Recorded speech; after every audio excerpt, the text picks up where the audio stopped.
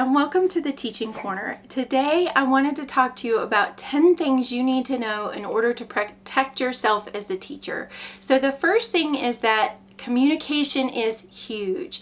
So every year at the beginning of the year, you need to make sure that you've communicated with all the parents and all of the teachers that work with your students. You need to introduce yourself and let them know what you're going to be doing with the student throughout the year. And that way too, you have that open line of communication with them so that they know who you are and what you're doing and how you're here to help their students.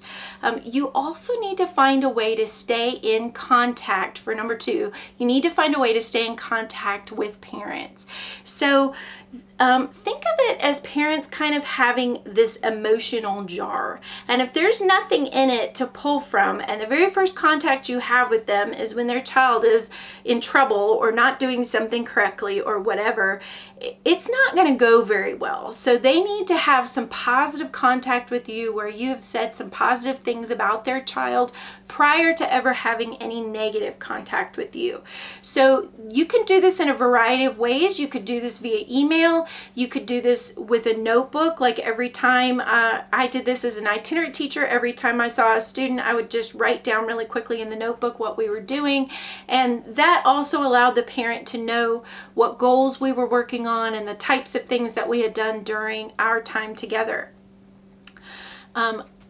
Number 3 is along those lines. Never, ever, ever give out your personal email or your personal phone number. Always give out work emails and work phone, and never call parents on your personal cell phone. I wish I didn't have to say this, but as many times as parents would say, oh, I won't abuse that, I will never call you on the weekends, I won't call you at 10 o'clock at night, whatever. When their child is in crisis, they will call, they will email, they will, all of those things. So make sure you keep it professional and give your professional work number and your professional email. Number 4 is never, ever, ever friend your students on social media of any kind. Instagram, Snapchat, Facebook, whatever.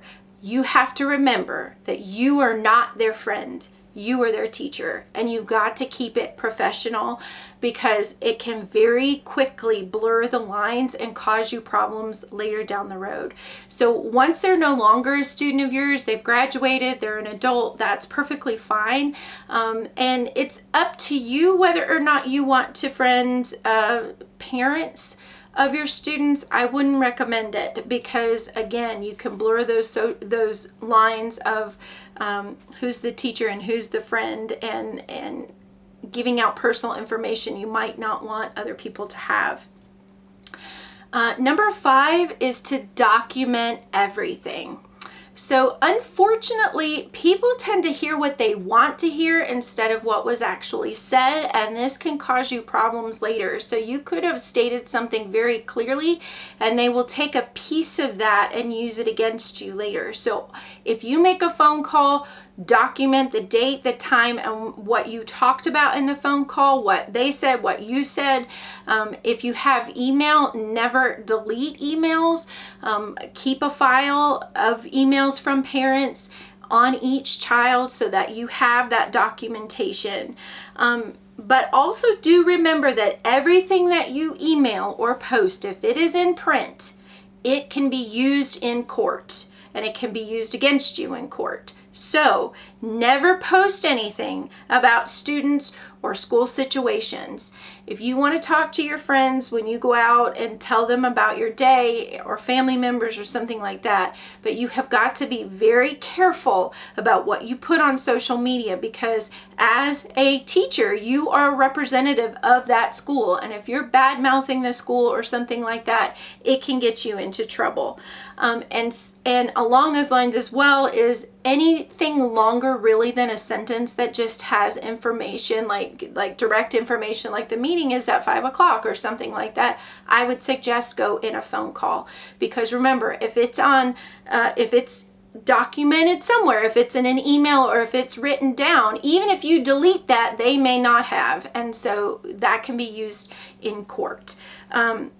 Number 7 is that before sending emails, if you do have to have a longer email, for instance, quarterly, I send out quarterly reports to parents talking about what we did that quarter, strengths, weaknesses, things they need to continue working on, things like that. If you need to send an email to parents, always have somebody else read over it. Because when people read an email, they automatically read a tone of voice in their head, whether that's the tone of voice you wrote the email with or not. And they can project that onto your email. So it protects you in two ways. A, it helps make you professional because they can check and see if you left off a period or spelled something wrong or have a grammatical error, but it also helps them to check for tone of voice, so your email says what it is that you want it to say and they're not going to read something else into it. Number 8 is never be alone with the child. So if you work one-on-one with a student, be sure that there is a window in your door. If there is not, ask for there to be one put in. And if that's not possible, then you always leave your door open, because you never want there to ever be a chance for somebody to accuse you of impropriety, even if it didn't happen, because nobody could see what was going on in your classroom. Number 9 is never drive children.